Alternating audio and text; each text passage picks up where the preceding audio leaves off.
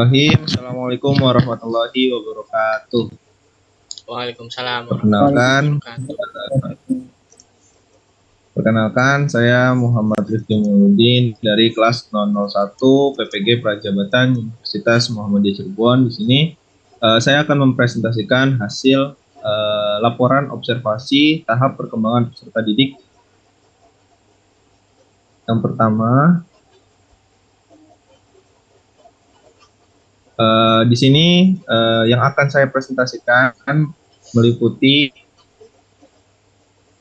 latar belakang, tujuan dan manfaat, sasaran, identitas peserta didik, hasil dan analisis observasi, faktor penghambat dan pendukung, kesimpulan, serta refleksi dan tindak lanjut. Nah, pertama latar belakang, observasi ini merupakan kegiatan untuk mengetahui bagaimana tahap perkembangan peserta didik yang berguna untuk menyiapkan perangkat pembelajaran yang sesuai dengan tahap perkembangan peserta didik di sekolah dasar. Selanjutnya, tujuan dan manfaat. Tujuannya di sini adalah mengetahui tahap perkembangan peserta didik di SDN Sunyaragi 1.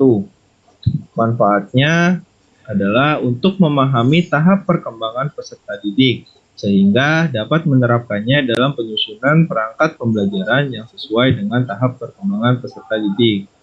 Selanjutnya, sasaran pada observasi tahap perkembangan peserta didik yang saya lakukan adalah di kelas 3A SDN Sunyaragi 1 Kota Cirebon yang berjumlah 19 orang siswa. Selanjutnya, identitas peserta didik. Di sini ada daftar peserta didik yang saya observasi, yaitu kelas 3A yang berjumlah 19 orang siswa, yang mana meliputi nama, jenis kelamin, berat, tinggi, dan juga tempat tanggal lahir. Di sini laki-laki berjumlah 10 orang, sementara yang perempuan berjumlah 9 orang. Selanjutnya, hasil dan analisis observasi. Dari hasil observasi yang saya lakukan di kelas 3A SDN Sunyaragi 1, yang pertama, tahap perkembangan kognitif menurut Piase, di mana didapatkan hasil bahwa hampir semua siswa kelas 3A sudah mampu berpikir secara logis dan konkret. Selain itu, siswa juga sudah bisa mengelompokkan benda dalam bentuk yang berbeda. Perkembangan kognitif siswa terlihat pada proses pembelajaran berlangsung. Saat guru menjelaskan dengan menggunakan bantuan media gambar konkret, siswa terlihat lebih cepat dalam memahami materi. Nah, yang kedua adalah pada tahap perkembangan moral didapatkan hasil bahwa beberapa siswa masih ada yang mengejek dan usil terhadap temannya. Namun dari segi kepedulian dan kepekaan, sebagian siswa sudah memiliki kepedulian terhadap temannya dengan membantu meminjamkan alat tulis, serta semua siswa sudah memiliki sifat tanggung jawab. Salah satu contohnya adalah siswa bertanggung jawab pada jadwal piket yang telah ditentukan melalui kesepakatan awal bersama guru. Yang ketiga adalah tahap perkembangan sosio-emosional menurut teori Erikson. Pada tahap ini, beberapa siswa terlihat belum bisa mengendalikan emosinya. Terlihat ketika diejek oleh temannya, mereka malah membalas mengejek karena belum mengerti perasaan temannya. Namun, sebagian siswa terlihat sudah ada yang memahami dengan menunjukkan kepedulian kepada temannya dengan menengahkan temannya yang saling mengejek. Yang keempat, tahap perkembangan bahasa. Saya mengambil teori Rubin Dorothy.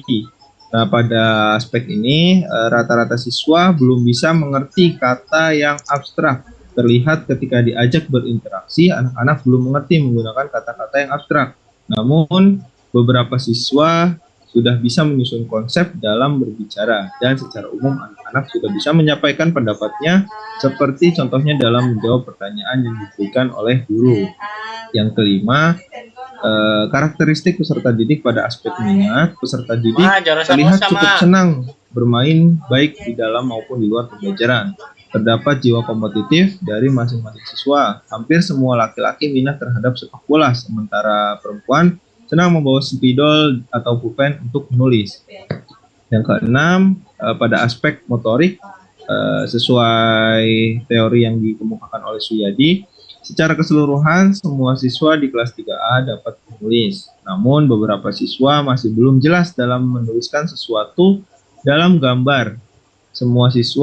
dalam menggambar, semua siswa masih menggambar sesuka hati, namun ada beberapa siswa yang sudah baik dalam menggambar dari segi kreatif dan juga kerapihannya. Selanjutnya, pada perbedaan etnik, saya mengambil teori yang dikemukakan oleh Gilin. Pada tahap ini, hampir ada beberapa perbedaan etnik dari siswa kelas 3A yang mana salah seorang siswa merupakan pindahan dari provinsi lain. Namun, tidak terdapat perbedaan perlakuan atau tindak diskriminasi yang diberikan oleh guru maupun yang terjadi antara siswa. Yang kedelapan adalah status sosial yang dilakukan oleh Spencer. Dari hasil observasi melalui guru kelas, beberapa orang tua siswa tingkat pendidikannya setingkat SMP dan SMA. Sedangkan pekerjaan orang tua cukup beragam. Ada yang berwirausaha, karyawan swasta, TNI, dan sebagainya. Selanjutnya ada gaya belajar. Nah, di sini saya menggunakan teori Peter Hani dan juga Alan Mumford. Nah, terlihat semua peserta didik senang dengan gaya belajar sambil praktik. Terlihat antusiasme siswa dalam belajar sambil praktik.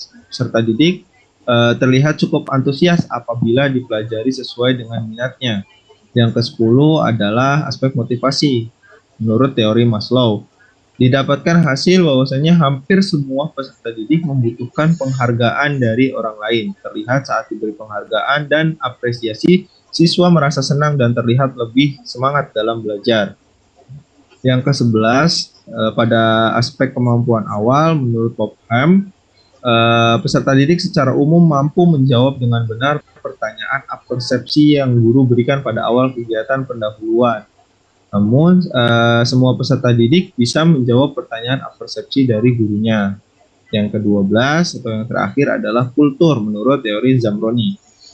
Secara umum, kebiasaan di kelas guru selalu memberikan hukuman kepada peserta didik yang melanggar aturan.